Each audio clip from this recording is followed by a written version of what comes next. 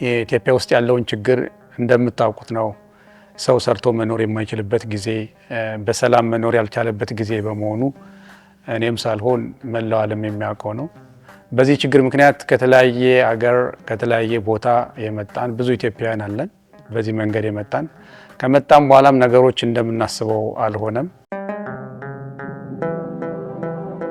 በአሁኑ ሰዓት በተለይ በአዲሱ መንግስት በፕሬዚዳንት ትራምፕ ምክንያት ብዙ ኢትዮጵያኖች ሆነም ሌሎች ሀገሮች ከሌላ ሀገር የሚመጡ ዜጎች በተለይ በሜክሲኮ አካባቢ የሚገቡ ኦልሞስት ከ2 ዓመት ያላነሰ እስር ቤት እየማቀቁ ናቸው እና ለምሳሌ ከ3 ከ4 በላይ ያሉ በግል ደውለውልኝ ለነሱ በተለይ ለእያንዳንዳቸው $8,000 በመክፈል ለሎየር ጠበቃ ይዤላቸው ብዙ ሞከርሁላቸው። ብዙዎቹ አልተሳካላቸውም።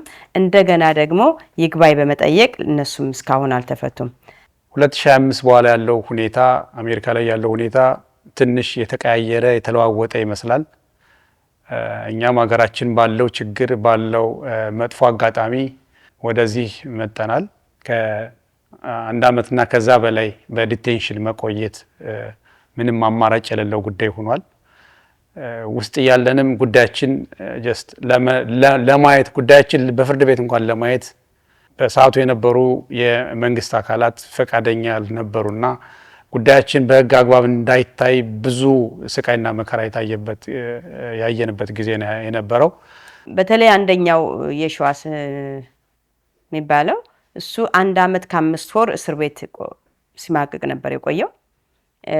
ፋይናሊ በተለያየ ቦታ ወንድሙም እሱም ሲደውሉ ቆይተው ጉዳዩ ከኔ ደረሰና ከባድ ችግር ላይ እንደሆነ ሲነግረኝ እኔም ለሌሎች ደግሞ ስፖንሰር የሆንኩት ላመጣቸው የሎየር የከፈልሁት ስላለ አቅሜ ያልፈቀደም ነበርና ወዲያው እሺ ለማለት አልቻልኩም። ግን በተለይ ወንድሙ በጣም እያለቀሰ ነበር የሚለምነኝ። እናቱም እንዳልሰማችና ከሰማች ራሷ እንድትጎዳ እንደምትችል ሁሉ ተነገረኝ። መጀመሪያ ወንድሜ እንግዲህ አሜሪካ እስር ቤት ከዓመት በላይ በእስር ቆይቷል። የእስር ቆይታው በጣም በስቅይት በጣም በመጥፎ ሁኔታ ነበር ያሳለፈው። እሱን ሊያስወጡ የሚችሉ የተለያዩ ስቴት ያሉ አባቶች እንዳሉ ተነግሮኝ ከተለያዩ አባቶች ነው ስደውል የነበረው። ነገር ግን ከኢንፎርሜሽን ትግስት የምትባል እኮ እንደዚህ የበጎ አድራጎት ስራ የምትሰራ ትልቅ ሰው አለች፣ እስኪ ለምን እሷን አታናግራትም? ስልክ አፈላልግና ምናምን ያሉኝ። ያለኝ አማራጭ የእሷን ስልክ ማፈላለግ ነበረ። ስልኳን አፈላለኩ፣ ደወልኩላት፣ አወራኋት። አይዶን ምን ብዬ እንደምገልጻት አላውቅም። ዘርን፣ ብሔርን፣ ቀለምን፣ ሃይማኖትን የማትለይ አታቀኝም። ህዝብ በፊት ማንም አታውቅም። ስጠይቃት እንግዲህ ከእግዚአብሔር ጋር እስኪ የሚቻለው እናደርጋለን ያለችኝ። መጨረሻ ላይ ግን እንቅልፍ ነሳኝ የሱ ጉዳይ እንደገና። ከዛም በመቀጠል ከ6 ወር በላይ ማንዳቶሪ ዲቴንሽን የቆዩት በፌደራል እንዲታይ ቦንድ ፈቅዶ ስለነበር ይህን የቦንድ ጥያቄ ዳኛ ፊት በመቅረብ ጉዳያችን ለማስረዳት ሞክረናል። በቦንድ እንዲፈቀድልን በጠየቅነው መሰረትም ወደ ዳኛ በምንቀርብበት ሰዓት አብሶ ለእኔ የተጠየቀው ገንዘብ ከአቅም በላይ እንዲሁ ማንም ሰው ዝም ብሎ ተነስቶ ሊከፍለው የማይችል ገንዘብ አልነበረም። $35,000 በላይ ነበር ለቦንድ እንዳስዝ የጠየቁት። እሱ የያዘው ሎየር አቶ መሐመድ ይባላል፣ ዋሽንግተን ዲሲ የሚኖር እሱ ደወለልኝ ማለት ነው ይህን ኬዝ። ስለዚህ ያንን ኬዝ እንዴት እንደሆነ ተናገሩ። ከዛ ወደ ፍርድ ቤት ለዳኛ እንደሚቀርብ ሲነግሩኝ ለሱ የሚያስፈልገው ወረቀት ብዙ ነበረ። ምክንያቱም በጣም ኃይለኛ ዳኛ ነው፣ ብዙ የሚያሳልፈው ሰው አልነበረም። ያው ብዙዎችን ዲፖርት ነው የሚያደርጋቸው የሚያስደርግ። ስለዚህ በዛ ምክንያት እኔ ምንም ምርጫ አልነበረውም። የዚህ ልጅ በጣም ችግር ላይ ወደቀ እና ለሱ ወረቀት ያስፈልግ ነበረ። የቢዝነሴን ባንክ ስቴትሜንት፣ የግሌን ባንክ ስቴትሜንት ሁሉ ምሰራውን አይነት የቤቴን አድራሻ፣ ከዛ ውጭ ደግሞ በሲቲው ያለኝን አንዳንድ ግንኙነት በመጠቀም በእነሱ ሁሉ ደብዳቤ አጽፌ ለዳኛው እንዲደርስ አደረኩ ማለት ነው። በሰዓቱም ትግስት ፈረደ ችግሩን ለመፍታት ያቅሟን የምችለውን ሁሉ አድርጋ ብዙ ዶክመንቶችን በማያያዝ ቤቷን በማሳየት ቢዝነሶቿን በማሳየት መከፈል ከሚገባው በላይ ዋጋ ከፍላ እኔ ካለውበት የዲቴንሽን ጊዜ እንደወጣ ያደረገች መልካም ሴት ናት። እግዚአብሔር አምላክ ለሷ እድሜ ጤና እንዲሰጣት ልጆቿን እንዲያርጉላት እመኛለሁ። ከዛ ይሄን በማየት ወደ 20 ባልሳሳት ወደ 20 ሰዎች መሰሉኝ እዛ ኢንተርቪው ላይ የቀረቡ ከነዛ ውስጥ ግን እሱም ብቻ መርጦ ነበር ያሳለፈው ግን ሲያሳልፍ ኦልሞስት አይሆንም ማለት ብቻ ነው የቀረው እንጂ የጠየቀው ቦንድ ቀላል አልነበረም ካሁን በፊት ሌላ ከሱ በፊት አንድ ልጅ ያስፈታውት $4000 ነው የከፈልኩለት ቦንድ ይሄኛው ግን $35000 ተጠየቅኩ ማለት ነው $35000 አሁን መክፈል ለኔ በጣም ከባድ ስለነበር ምክንያቱም ሌላ ኬዞችም ስለነበረብኝ የነሱን ሁሉ እንትን በየ ለአንድ ሰው $35000 መክፈል አልቻልኩም መጨረሻ ላይ ግን ይሄ ልጅ የመጨረሻ እድሉ ስለነበረ ዲፖርት መሆን ስለነበረበት በ$35000 ወደ አገሩ ወይም ሌላ አፍሪካ ሀገር ዲፖርት ሊሆን ሲሆን ከልጆቼ ጋር ተነጋግሬ $35000 ከፈልኩለት ማለት ነው ሚሲሲፒ የታሰሩትን ማየት ነበረብኝ ወደ እነሱ መሄድ የሚገባኝን ፍላይት ካንስል አድርጌ እንደከፈልኩለት በሶስተኛ ቀኑ ወደ ሎስ አንጀለስ እንዲመጣ ተደረገ ማለት ነው አሁን እግዚአብሔር ይመስገን አገሩን አይቶ ደና ሁኔታ ላይ ይገኛል ማለት ነው ቤተሰቡም ማምሹር በዚህ ምክንያት በጣም ደስተኛ ናቸው አሁንም እየደከመሽ ነው በእኔ አላበቃችም በየዲቴንሽኑ እየዞረች እስረኞችን እየጎበኘሽ ነው የተጎዱትን እያየሽ ነው ስለዚህ ለወገኖቻችን አለኝታውን አመጣለችና ካሁን በፊትም በበጎ አድራጎቷ የምትታወቀው መልካም ብዙ መልካም ስራዎችን የምትሰራ መልካም እናት መልካም እህት የወገን አለኝታናትና እቺነታችን እናታችንን እድሜ ጤና እንዲሰጣት የድካሟን እንድትካፈሉላት እንድታግዟት ሐሳቧን ሼር እንድታረጓት ፈልጋለሁ እንግዲህ የሽዋስ አንድ ሰው ነው አሁን የተቸገርኩ እሱን እሺ ችግር የለም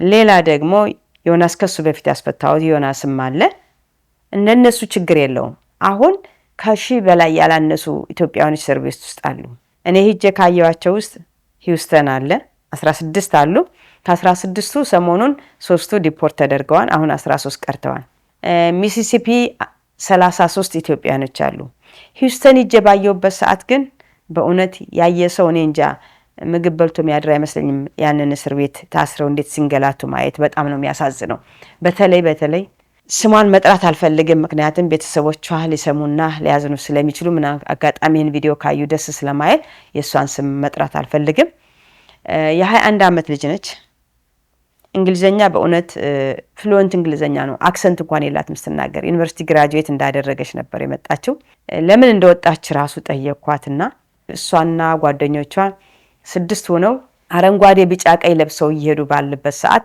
ለምን ለበሳችሁ ተብለው ሲያዙ ሌሎች ጓደኞቻቸው ሲያዙ 6ቱ ግን አመለጡና ወደ አሜሪካ በሜክሲኮ አድርገው ገቡ ማለት ነው ከዛ ገብተው 1 አመት ከ8 ወር አሁን እስር ቤት አሉ 21 አመቷ ነው እዛው ላይ ሆና አሁን 23 አመት ሊሞላት ነው በጣም ነው የምታሳዝን ሌላ ደግሞ 2 ባልና ሚስት የታሰሩ ነበሩ እነሱ 3 ህፃናት ጥለው ነው የመጡት አንደኛው አንድ ቦታ ታስሯል ሚስትየዋ ደግሞ ሌላ ቦታ ታስራለች ፎርም እየተሞላ ነበርና ያን ሲሞላ ምን ያሳዘነኝ እሱ ምንድነው ቢልጥሩ እኔ ያለ ከኔ በፊት እሷ እንድትፈታ አድርጉልኝ ምክንያቱም ከወንድ ልጅ ይልቅ ሴት ልጅ ለናት ለልጆቻችን ብትኖር ጥሩ ስለሆነ የሷን ኬስ ከኔ ይልቅ የሷን ኬስ ብታስቀድሙልኝ አለ እና እጅግ ነው ማለት እንዴት እንደሚያሳዝኑ በርግጥ እዚህ ላይ ኢትዮጵያኖች ብቻ አይደሉም በነገራችን ላይ አሁን እዚህ 16 ከታሰሩት ውስጥ 4ቱ ኤርትራውያን ናቸው እና እኔ ኬዙን ያየሁላቸው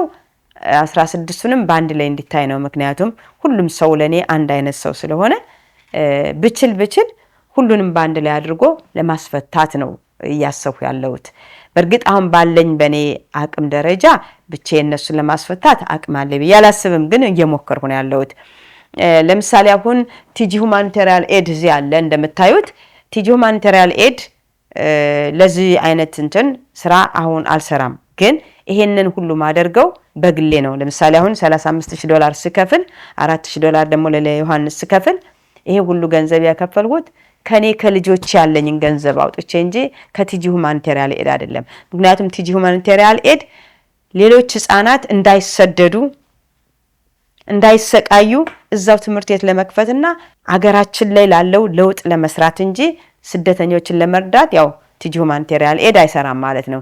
ግን የለመድኩት ስራዬ ስለሆነ መጨከን ስላልቻልኩ ነው አሁን በግል አሁንም ቢሆን ይህን እርዳታ ማደርገው። በእርግጥ ከአንድ ዓመት በፊት ቢሆን ሙሉ ስራዬ ሙሉ ገንዘቤን እያወጣሁ እነዚህ እስረኞችን ባስፈታ ይችል ነበር ማለት ይቻላል። አሁን ግን ሙሉ ስራዬ ሙሉ ጊዜ ያለ ቲጂ ሁማኒቴሪያን ኤድ ስለሆነ እንደ በፊቱ ሙሉ አይነት እርዳታ ላላረግ እችላለሁ። በተጓዳይ ግን ይሄው እየሞከርኩ ነው ያለሁት። ትዕግስት ፈረደ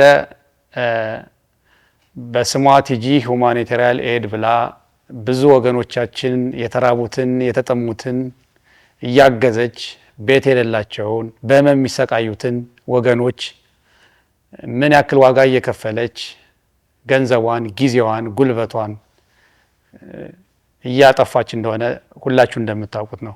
በመሆኑም ይህ ቲጂ ሁማኒቴሪያን ኤድ ብዙ ራዕይ ያለው ወገኖቻችን የሚረዱበት ድርጅት ስለሆነ ይህን ድርጅት ከጎኗ ሆናችሁ ደግፋችሁ አይዞሽ እንድትሏት ለማሳሰብ ፈልጋለሁ።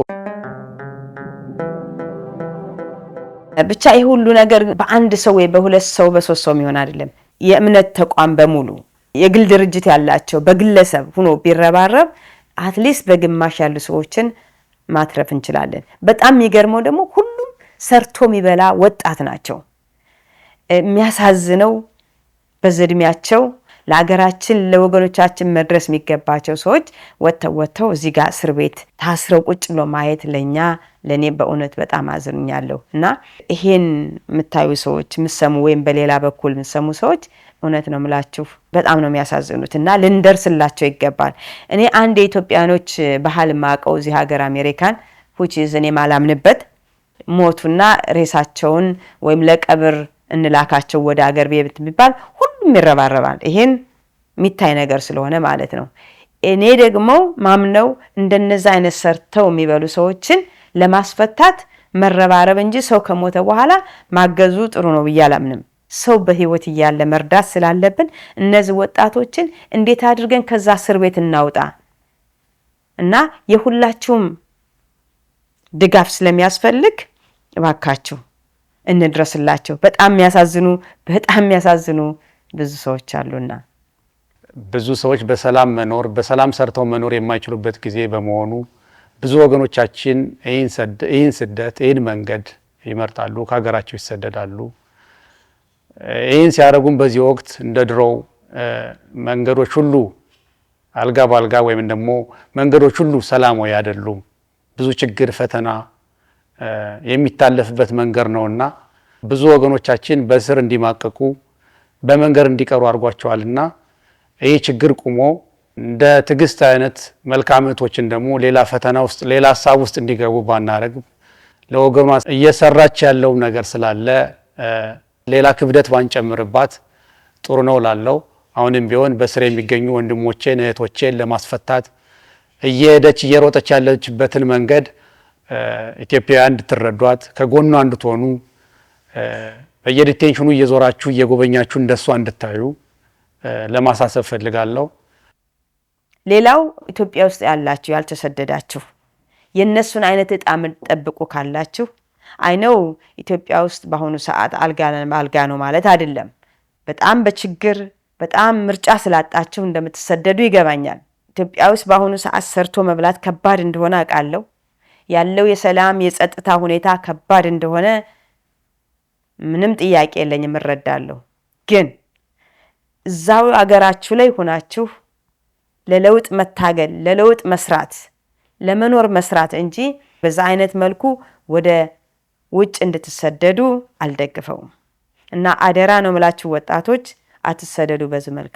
ግማሹ ለ14 ሆኖ ይቀራል ውሃ ውስጥ እየሰመጠ፣ ሌላው ደግሞ መጥቶ እስር ቤት፣ ሌላው ግማሹ ደግሞ መንገድ ላይ እንዳለ ገንዘቡንም ቤተሰቡን ገንዘብ ሁሉ አስቸግሮ ብዙዎቻችሁ አምሹር በጣም ብዙዎች ቤት ሽጠው ንብረታቸውን ሽጠው ቢዝነስ ካላቸው ኤቭሪቲንግ ጨርሰው ሽጠው ነው የሚመጡት። ለምን በሜክሲኮ አድርጎ ለመግባት አሜሪካን ሀገር በጣም በብዙ ገንዘብ እንደሚያወጡ አውቃለሁ።